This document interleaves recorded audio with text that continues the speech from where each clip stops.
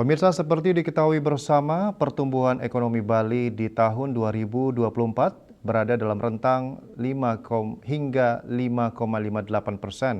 Begitu pula di tahun 2025, ekonomi Bali tumbuh positif hingga 5,88% pada triwulan ketiga. Namun demikian, pasca pandemi COVID-19, masih banyak pengusaha lokal di Bali memerlukan waktu recovery untuk dapat kembali menggeliat.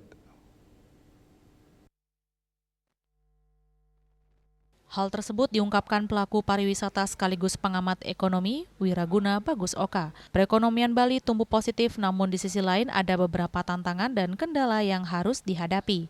Meskipun pariwisata Bali semakin menggeliat pasca pandemi, Wiraguna Bagus Oka melihat banyak pengusaha lokal yang memerlukan waktu recovery lebih lama untuk dapat mengoperasikan kembali usahanya, terutama yang berorientasi pada sektor pariwisata. Cuman ada beberapa tantangan, hambatan, dan juga kendala.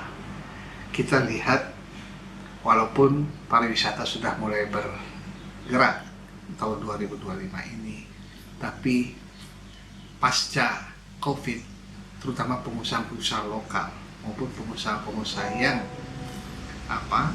sudah dibangun sebelum COVID dan pasca COVID masih terdampak, sehingga mereka mengalami kesulitan dalam sisi likuiditas untuk mengoptimalkan fasilitas-fasilitas daripada usahanya yang berorientasi kepada pariwisata, sehingga akan masih memerlukan waktu yang cukup lama bagi dunia usaha Bali khususnya untuk bisa tumbuh dan recover. Itu paling tidak minimal 3 tahun ke depan baru bisa.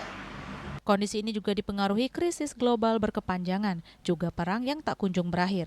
Meskipun pertumbuhan ekonomi membaik, Bali perlu mewaspadai berbagai tantangan guna memperluas sumber pertumbuhan ekonomi di luar sektor pariwisata guna menjaga momentum pemulihan.